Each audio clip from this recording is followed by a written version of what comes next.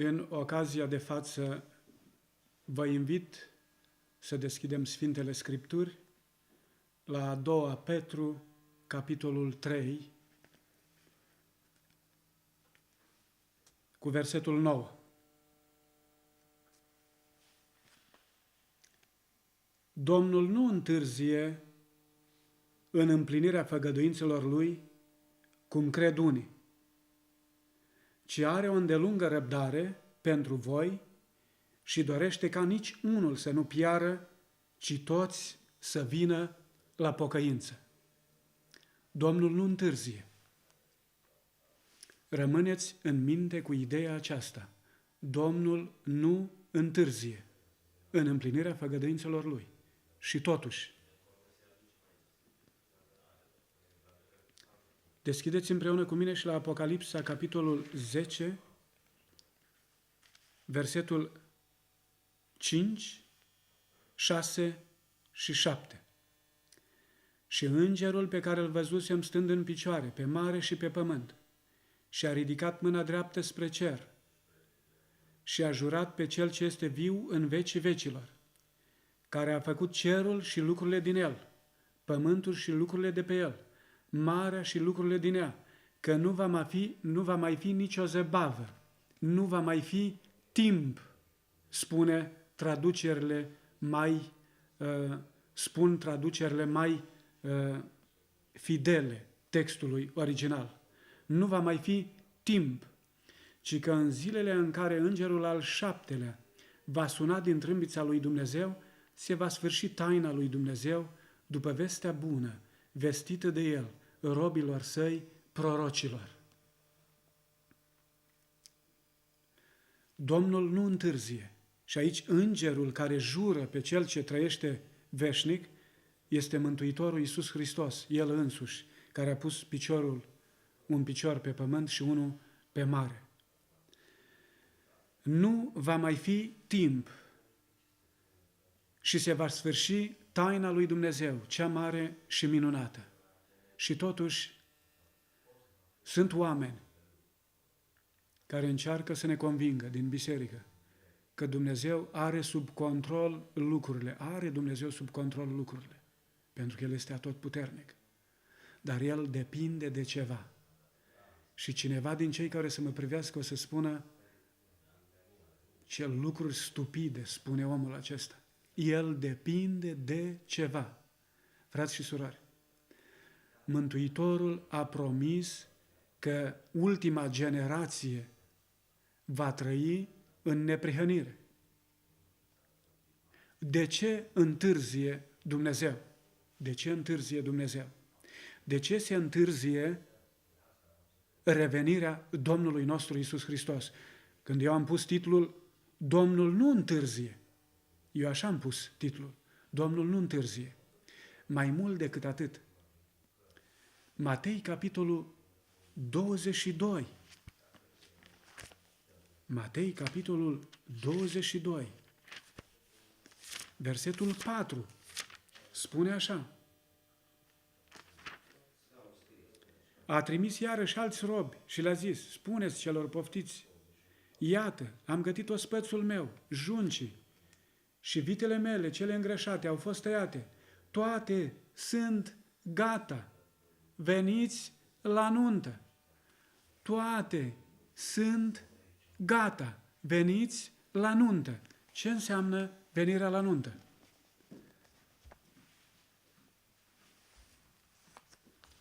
O carte pe care am primit-o în prima vizită la fratele Baciu, Eugen, prima carte pe care am primit-o cadou de la un pastor. Veniți la nuntă. Toate sunt gata. Dacă totul este gata, de ce întârzie? Auziți în parabolele Domnului Hristos, fără haină de nuntă. Parabola hainei de nuntă cuprinde o învățătură cu consecințe foarte mari. Căsătoria reprezintă unirea lui Dumnezeu cu omenirea.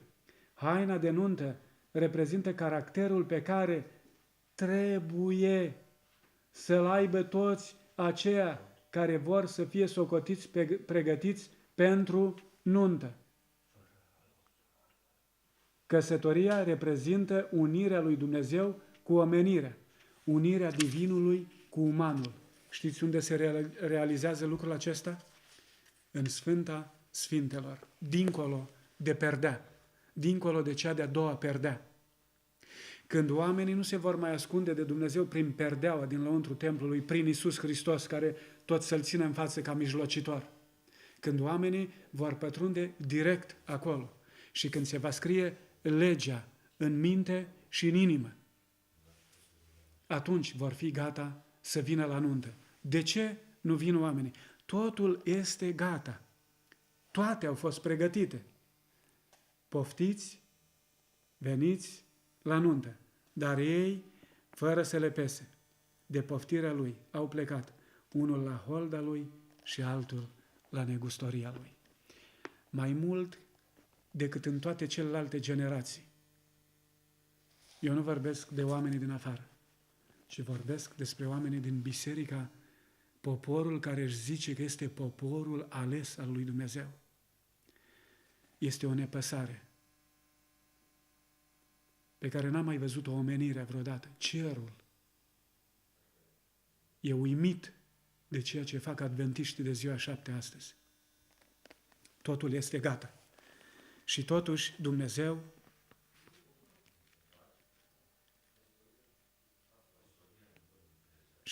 Dumnezeu strigă să se întârzie. De ce să se întârzie? Pentru că nu este un popor gata pentru sigilare, pentru unirea divinului cu umanul. Ascultăm cuvântul Domnului din Apocalips, capitolul 6.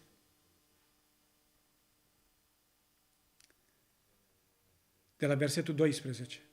Când a rupt mielul pe cetea a 6-a, m-am uitat și iată că s-a făcut un mare cutremur de pământ.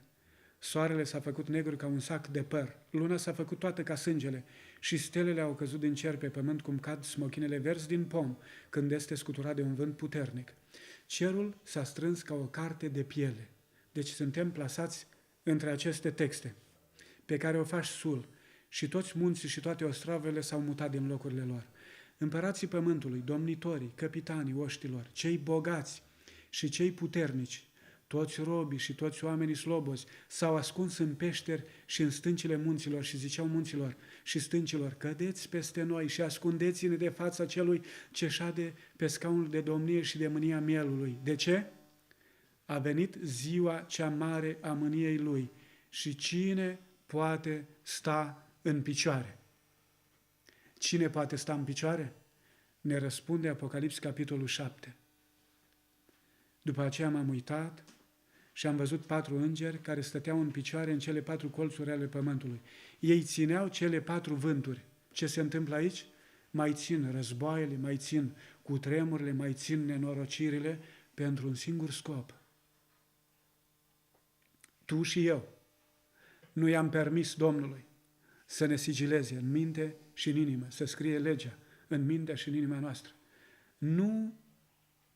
Și am văzut un alt înger care se suia dinspre răsăritul soarelui și care avea pecetea Dumnezeului celui viu. El a strigat cu glas tare la cei 4 îngeri, cărora le fusese dat să vateme pământul și marea, zicând: nu vătămați pământul, nici marea, nici copacii, țineți vânturile astea, până îi vom pune pecete pe fruntea slujitorilor Dumnezeului nostru. De ce întârzierea? Știți că au fost pecetluiți și câți au fost pecetluiți? 144.000. Dumnezeu a făcut o prorocie că ultima generație va fi sigilată și va trăi în neprihănire și va trăi sfințirea lui Iisus Hristos. Nu neprihănirea oamenilor și sfințirea oamenilor. Va trăi în neprihănirea Domnului Iisus Hristos.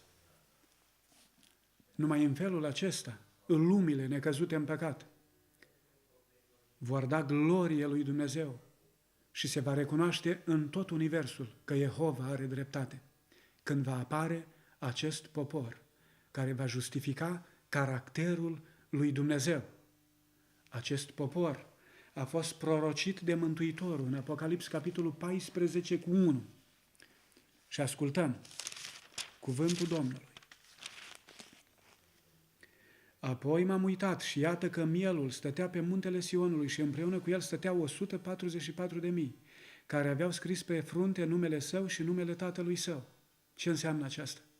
Aveau caracterul tatălui și al fiului. Semănau cu tatăl și cu fiul. Ei păcătuiesc? Nu. Așa va ajunge poporul acesta.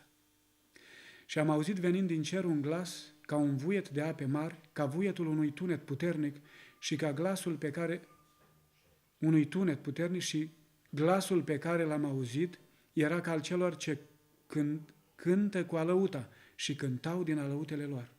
Cântau o cântare nouă. Ceva ce n-a mai văzut universul și veacurile. N-am mai văzut niciodată așa ceva. Ei cântau o cântare nouă, o experiență pe care n-a mai avut-o niciun popor, nici o generație care a mai trăit vreodată pe pământ. În timpul când pornografia, când Hollywood-ul, când mall-urile și magazinele și lumea, pretutindeni pe unde ești, te îmbie la păcat, va apărea o generație de oameni care vor trăi cum a trăit Iisus. De ce a scris Ioan în 1 Ioan, capitolul 2, versetul 6? Cine zice că rămâne în el, trebuie să trăiască și el cum a trăit Iisus. Mulți adventiști de ziua 7 l-ar tăia de acolo, l-ar smulge de acolo. Sunt foarte mulți care sunt împotriva soliei îngerului al treilea. Aceasta este solia îngerului al treilea, a trăi în neprihănirea lui Iisus Hristos. Aceasta este a doua parte din Apocalips, capitolul 14, cu versetul 12, credința lui Iisus. Cei care vor avea credința lui Iisus vor trăi ca Iisus în neprihănire. Cântau o cântare nouă, înaintea scaunului de domnie, înaintea celor 4 făpturi vii și înaintea bătrânilor, și nimeni nu putea să învețe cântarea afară de cei 144.000 care fusese răscumpărați de pe pământ. Ei nu s-au întinat cu femei. Ei nu iau Crăciunul din Biserica Romano-Catolică și Ortodoxă. Ei nu vin cu paie în biserică și cu iesle și cu măgăruși și cu piese de teatru. Ei nu vin cu lucrurile acestea. Ei nu se întină cu femei. Ei nu se întină cu învățătura despre neprihănirea doar atribuită.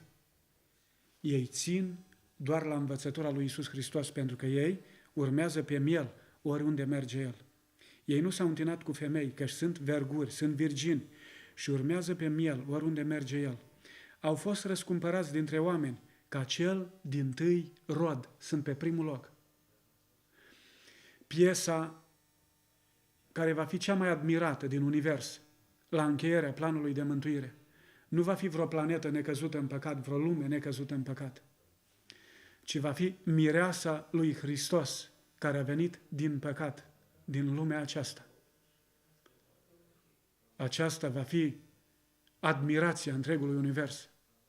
Toți sfinții din toate veacurile vor admira ultima generație de pe pământ care au trăit neprihănirea lui Iisus Hristos, cel dintâi rod, pentru Dumnezeu și pentru miel. În gura lor nu s-a mai găsit minciună. Au fost păcătoși, au fost mincinoși, au trăit, au făcut, dar în gura lor nu s-a mai găsit minciună. Căci sunt fără vină înaintea scaunului de domnie al lui Dumnezeu. Sunt fără vină. Și știți când vor ajunge fără vină? Înainte de revenirea Mântuitorului Iisus Hristos. 2 citate am. Unul este din 2 Petru. Vă rog să vă întoarceți din nou în 2 Petru, capitolul 3, și Tragedia veacurilor, ediția 14, revizuită, București, Viață și Sănătate, pagina 512. Citesc cuvântul Domnului. Acum,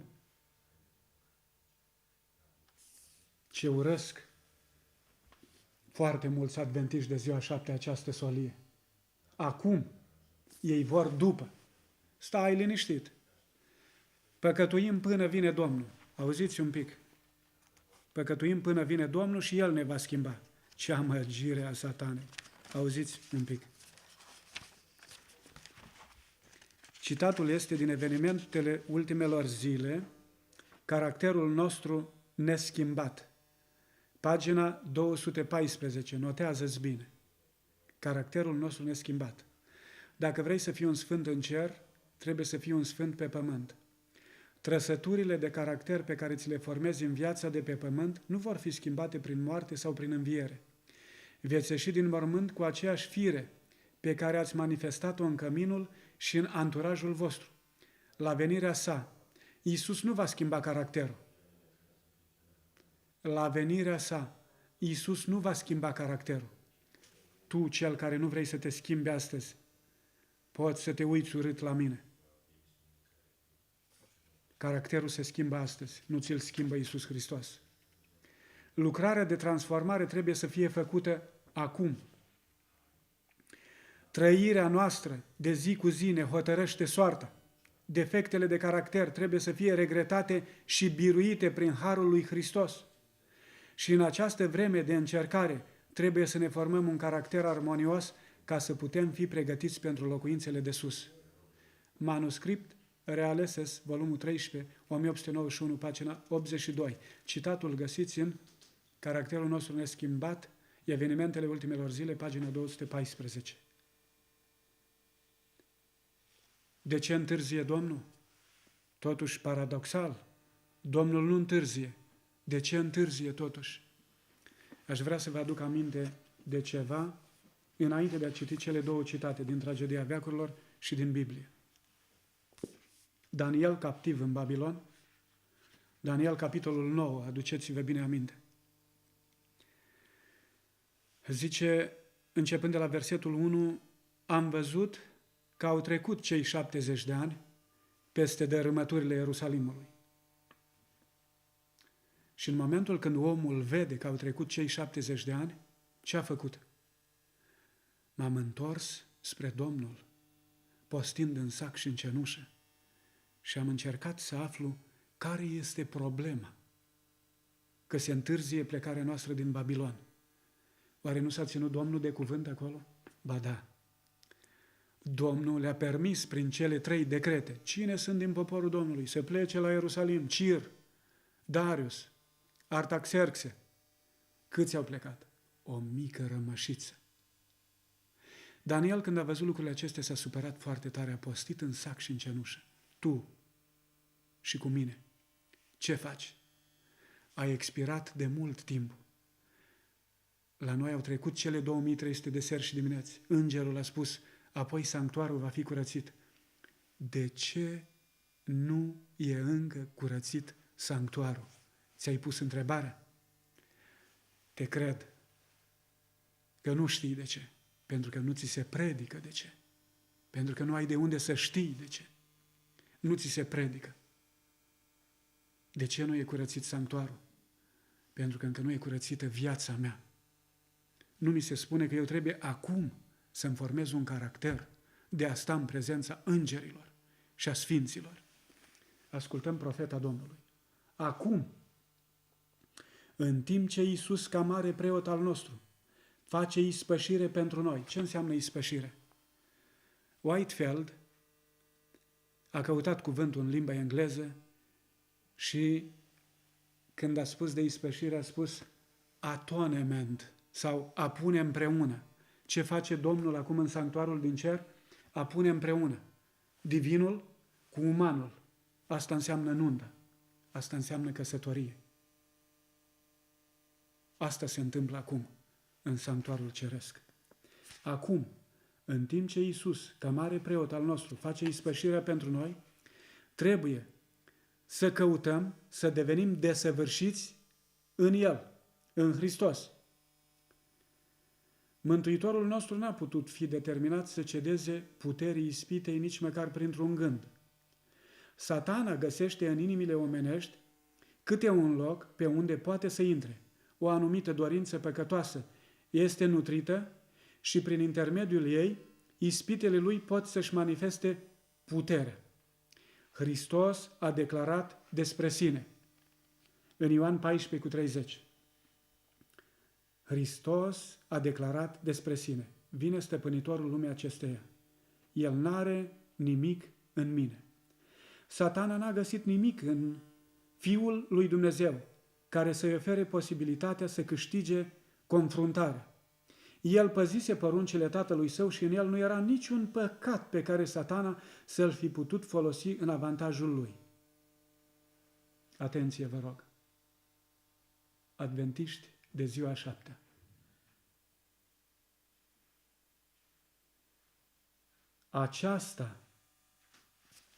Satana n-a găsit nimic în Mântuitorul de care să-l acuze. Aceasta este starea în care trebuie să fie găsiți cei care vor rezista în timpul crizei viitoare. Aceasta este starea. Deci nu după ce vine Mântuitorul voi ajunge la starea de neprihănire. Înainte de a veni Mântuitorul. Asta a prezentat fratele Jones și fratele Wagoner la 1888. Și vreau să spun ceva. Ellen White n-a mers în Australia ca a vrut dânsa. Fratele Wagoner n-a mers în Anglia ca a vrut dânsul, ci Conferința Generală a despărțit acest trio impecabil, extraordinar, pentru ca solia neprihănirii lui Hristos, nu a neprihănirii prin credință, solia neprihănirii lui Hristos, credința lui Iisus, neprihănirea lui Hristos e credința lui Iisus în Apocalips 14:12. Pentru că această credință să nu mai fie propagată în biserică. Credinței lui Iisus nu i s-a permis să fie prezentată între acest popor. De ce întârzie Iisus? Domnul nu întârzie, am spus. Pentru că această stare încă nu este găsită în poporul acesta. Poporul nu vrea să ia haina neprihănirii. Se tem. Cum? Să trăim fără păcat? Doamne, dar e posibil? În Hristos se poate. O să vă citez din Hristos, Lumina Lumii, un citat foarte important. După ce citesc aici. Aceasta este starea în care trebuie să fie găsiți cei care vor rezista în timpul crizei viitoare. În această viață și în această ediție, eu am ediția cea albastră de Nelu Dumitrescu, tradusă în 1981. În această viață, aici spune, încă de pe acum. În această viață trebuie să ne despărțim de păcat, prin credință în sângele ispășitor al lui Hristos, Mântuitorul nostru drag. Ne învață să ne alăturăm Lui. Alătură-te Lui. Intră prin credință cu El în Sfânta Sfintelor. Păcatul nu ți se va mai părea interesant. Îl vei urî. Vei urî și televizor, și internet, și tot ce este în lume, în moment ce vei intra împreună cu Iisus Hristos în Sfânta Sfintelor. Vei iubi atât de mult cărțile și Biblia, încât alegerea ta din minte nu-ți va da click să deschizi televizorul, ci vei deschide cărțile și îți vei pune genunchii la pământ și te vei ruga Domnului pentru pregătirea primirii ploii târzii, pentru primirea hainei de nuntă. De ce întârzie Domnul? Încă n-are așa un popor care să reflecte caracterul lui Iisus Hristos. Citesc 2 Petru 3. De la 11 citesc cuvântul Domnului. Deci, fiindcă toate aceste lucruri au să se strice, ce fel de oameni ar trebui să fiți voi? Noi vrem să facem, nu să fim. Vrem să facem. Știți ce a spus martorul credincios în Apocalips, capitolul 3? Știu faptele tale. Mamă, și câte nu face biserica. Cutiuțe pentru copii și tot felul pentru săraci și tot felul de ajutorări și adra și toate lucrurile. Știu faptele tale, spune Mântuitorul. Dar nu vom fi mântuiți prin fapte, frați și surori. Cel neprihănit prin credință va trăi. Trebuie să facem și fapte. Trebuie să-i avem în atenția noastră și pe orfani, dar să nu cumva să crezi că faptele te vor duce în împărăția lui Dumnezeu. Spiritismul, știți ce face la ora actuală? Se ocupă cu binefacerile și cu predicarea iubirii lui Iisus Hristos. Îți dau citatul din Tragedia veacurilor. Spiritismul astăzi se ocupă cu binefacerile și cu iubirea lui Iisus Hristos, prezentând doar iubirea lui Iisus Hristos, nu și dreptatea lui. Deci, fiindcă toate aceste lucruri au să se strice, ce fel de oameni ar trebui să fiți voi? Să fiți, nu doar să faceți, dar să nu fiu. Printr-o purtare sfântă și evlavioasă, așteptând și grăbind venirea zilei lui Dumnezeu, în care cerurile aprinse vor pieri și trupurile cerești se vor topi de mare căldură. Dar noi, după făgăduința Lui, așteptăm ceruri noi și un pământ nou în care va locui neprihănirea. Acolo va locui neprihănirea. Ești pregătit să trăiești în neprihănire aici, pentru ca să locuiești și acolo în neprihănire? Dacă nu ești pregătit aici, nu vei locui nici acolo. Fii liniștit. Poți să-ți faci în continuare toate fentele și toate șmecheriile tale de care te ferești de biserică. Stai liniștit. Nu vei fi cetățean al acelei neprihăniri. De aceea, prea iubiților, fiindcă așteptați aceste lucruri, puneți și voi din partea voastră, adică faceți-vă și voi partea voastră, siliți-vă, să fiți găsiți înaintea Lui, să fiți găsiți.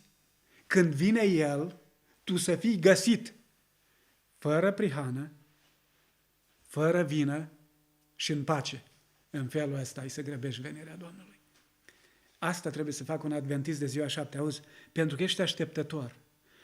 Pentru că așteptați aceste lucruri, siliți-vă, puneți-vă ținte înalte. Îmi spunea un prieten de-al meu, zice, dacă anul ăsta îmi propun să fac o fântână, am să o fac, dar dacă nu îmi propun nimic, n-am să fac nimic.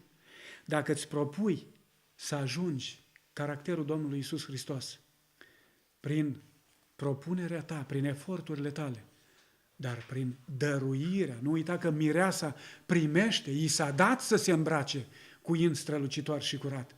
Dar dacă tu nu vrei lucrul acesta, El nu-ți va da. Siliți-vă să fiți găsiți înaintea Lui, fără prihană, fără vină și în pace. Când vine El, tu trebuie să fii găsit fără prihană, adică nemai păcătuind, fără nicio vină. Cei 144.000, zice, ei sunt fără vină. Nu s-a mai găsit minciună în gura lor și sunt fără vină și în pace. Iubiții mei, vă rog frumos să vă uitați în ce stare trebuie să învingem noi păcatul. Și vreau să vă dau 2 texte iubite, excepționale, Romani. Romani, capitolul 8,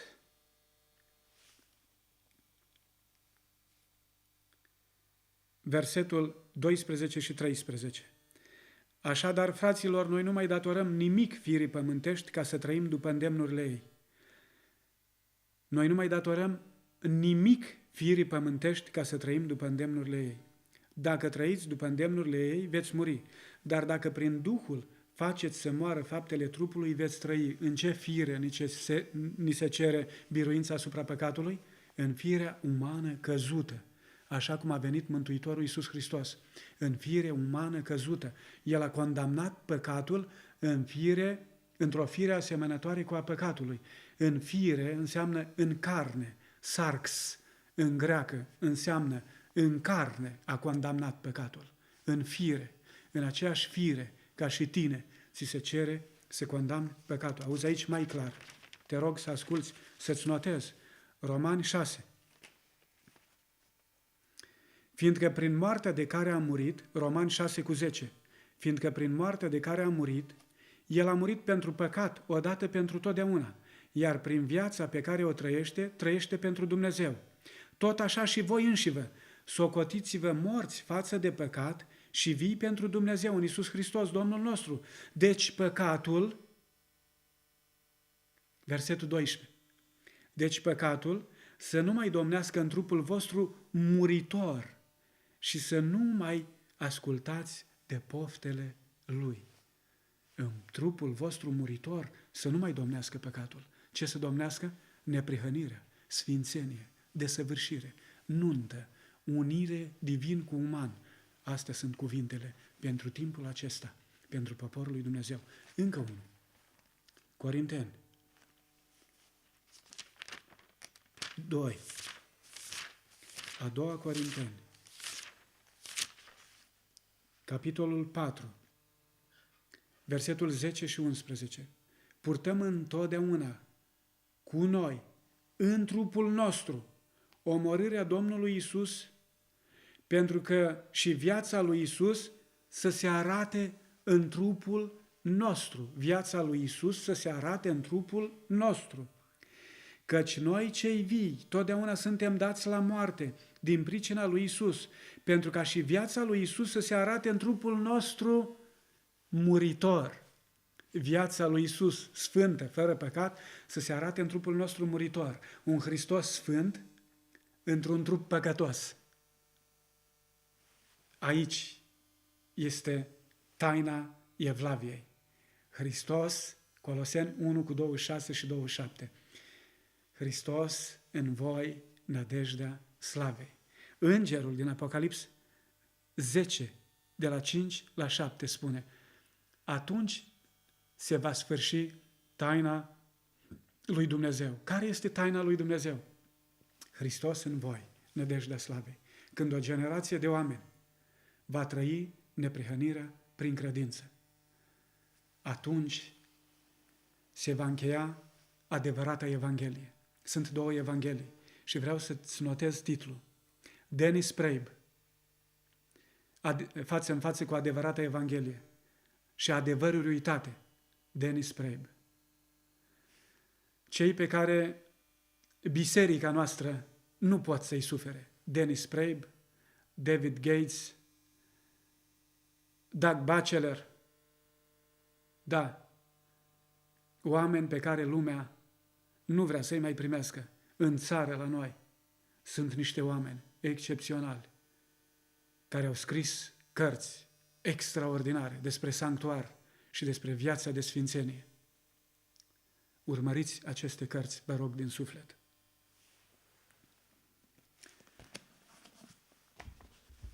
Încet vreau să mă apropii de încheiere.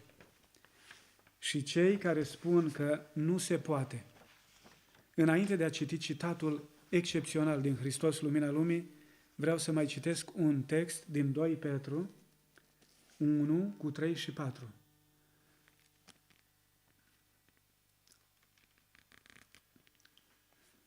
Doi Petru 1 cu 3 și 4. Dumnezeiasca lui putere ne-a dăruit tot ce privește viața și evlavia.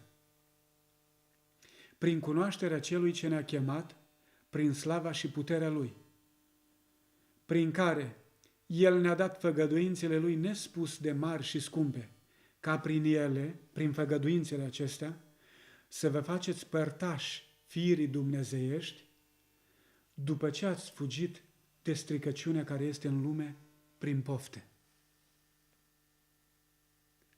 Aici ne cheamă Dumnezeu, să fugim de stricăciune și să ne facem părtași firii dumnezeiești. Firea pământească, căzută, trebuie să fie înghițită de firea dumnezeiască. Și atunci, Romani 8 cu 1. Acum nu mai este nicio osândire. Pentru cine? Pentru cei ce sunt în Hristos Iisus, care nu trăiesc după îndemnurile firii pământești, ci după îndemnurile Duhului Sfânt. Aceasta este adevărata Evanghelie. Adevărații autori pe care dumneavoastră trebuie să-i citiți nu sunt cei care acum umplu rafturile bibliotecilor noastre adventiste de ziua 7. Căutați pe Dennis Praeb, Ron Duffield, Întoarcerea ploii târzii, Ron Duffield, Donald Short, Robert Wieland. Ăștia sunt oamenii care trebuie căutați. Asemenea fraților săi de Donald Short, da, Herbert Douglas. Căutați aceste cărți și veți vedea ce spun acești oameni. Pentru încheiere, aș vrea să nu rupi această foaie din Hristos, Lumina Lumii, stimat frate sau soră adventist de ziua 7. Predica de pe munte, pagina 283, capitolul Predica de pe munte. Idealul lui Dumnezeu pentru copiii săi este mai înalt decât cel mai înalt gând la care poate ajunge o minte omenească. Fiți desăvârșiți, după cum și Tatăl vostru cel ceresc este desăvârșit. Porunca aceasta este o făgăduință. Planul de mântuire urmărește recuperarea noastră totală de sub puterea lui Satana. Hristos, și permiteți-mi să adaug ceva aici, adevăratul Hristos desparte totdeauna de păcat pe cel zdrobit. Adevăratul Hristos îți va spune că trebuie să o termini cu păcatul. Falsul Hristos îți va spune, se poate și așa. Te primesc.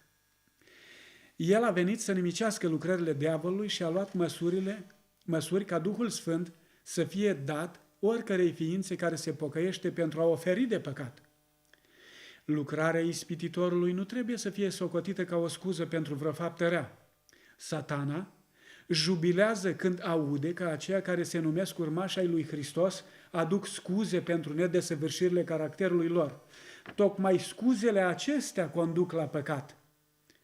Nu există scuză pentru păcat. Nu există scuză pentru păcat.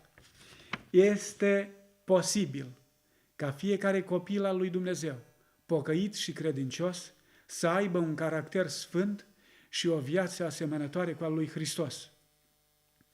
Idealul caracterului creștin este asemănarea cu Hristos. M-ai auzit bine? Idealul caracterului creștin este asemănarea cu Hristos. Aici trebuie să ajungă cei care trăiesc ultimele clipe de har. După cum Fiul omului a fost desăvârșit în viața sa, tot așa și urmașii lui trebuie să fie desăvârșiți în viețile lor. În toate lucrurile Iisus a fost făcut asemenea fraților săi. El s-a făcut trup așa cum suntem și noi. Caracterul lui trebuie să fie caracterul nostru. Predica de pe munte, pagina 283. Stimații mei, scumpi frați și stimate surori, în această carte, scrisă la editura Viață și Sănătate, ce ar trebui să știe fiecare adventist despre 1888, acest om, Arnold Valentin Wallenkamp, ne spune de ce se întârzie lucrarea. Și mi le-am scris ca documente să vi le citesc și dumneavoastră și închei.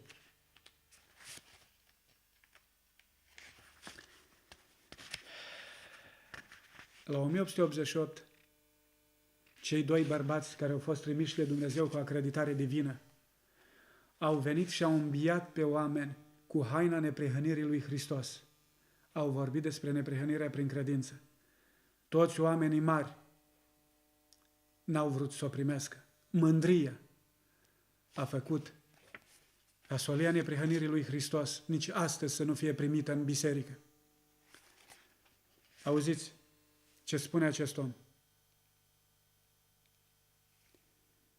Minciuna și falsitatea, pe de altă parte, vin de la marele dușman, tatăl minciunii, Ioan 8:44. Ca fii și fiice al lui Dumnezeu, noi care iubim adevărul, avem datoria să spunem adevărul despre conferința de la Minneapolis 1888 și despre ce a urmat. Nu este nicio virtute să ascundem că totul a fost bine, câtă vreme lucrurile nu au stat așa. Pe de altă parte, continuând să ascundem adevărul despre Minneapolis, devenim complicii celor care au respins atunci neprihănirea prin credință. Au respins atunci solia neprihănirii prin credință. La fel ca iudeii din timpul lui Isus, care s-au făcut părtași la păcatele părinților lor și le-au comis în continuare. La fel și noi, generația de astăzi. Dacă nu spunem clar ce s-a întâmplat la 1888, avem același păcat ca părinții noștri care au respins solia neprihănirii prin credință. Prezentarea noastră eronată a ceea ce s-a întâmplat cu adevărat la Minneapolis 1888, pe de o parte, și percepția bisericii noastre că la acea conferință s-a marcat o mare victorie în istoria noastră, pe de altă parte, ne-au modelat categoric gândirea și conceptele confesionale. Aceasta ne-a făcut să ne simțim bine în starea noastră laodiceană de bogat. Deci, nouă, prin minciuna care ni s-a spus că atunci s-a primit solia neprihănirii prin credință, biserica la ora actuală crede că este bogată și nu mai avem nevoie de nimic. De asta nu o primește la ora actuală. îmbogățit și nu duc lipsă de nimic, în timp ce în realitate mărturia martorului credincios, care este mărturia martorului credincios? Apocalips 3, de la 14 la 22, care este? Ești nenorocit, nu ai haina, neprihănire. Credincios spune că ești nenorocit, sărac, orb și gol. Apocalips 3 cu 17. A venit momentul. Iubiți frați și stimate surori, a venit momentul să plecăm acasă. Dar nu putem pleca acasă fără a recupera solia lui Jones și Wagoner de la 1888. A venit momentul să spunem adevărul despre 1888. Auziți cum se leagă lucrurile. Pentru a fi în stare să facem lucrare pe care Dumnezeu așteaptă să o facem. Deci nu putem să facem lucrare pe care Dumnezeu așteaptă să o facem fără această solie în bisericile noastre, pregătind calea Domnului, devenind fiecare dintre noi un credincios onest. El, prințul adevărului, ne poate umple cu puteri din Duhul Sfânt. Apoi putem deveni martorii săi. Deci fără Duhul Sfânt n-ai cum să mergi în lume să chemi lumea la pocăință. Apoi putem să devenim martorii săi, contribuind la grăbirea și încheierea lucrării sale în lume, ca Iisus să poată veni și să-și ia mireasa. După ce vom spune acest adevăr, abia atunci se va încheia marea lucrare. Stimații mei, închei și vă rog în numele Domnului Iisus Hristos, nu mai citiți cărți de povești care apar acum în biserică. Citiți Tragedia veacurilor, capitolul în Sfânta Sfintelor, legea lui Dumnezeu de neschimbat, a treia solie îngerească, avertizarea respinsă și mai ales capitolul în fața raportului vieții și veți vedea soliile celor trei îngeri. Vă rog din suflet, puneți-vă în mâna Domnului Iisus Hristos. Orice reformă și orice reînviorare nu vine decât ca răspuns la rugăciune. Dumnezeu să vă binecuvinteze pe toți. Amin.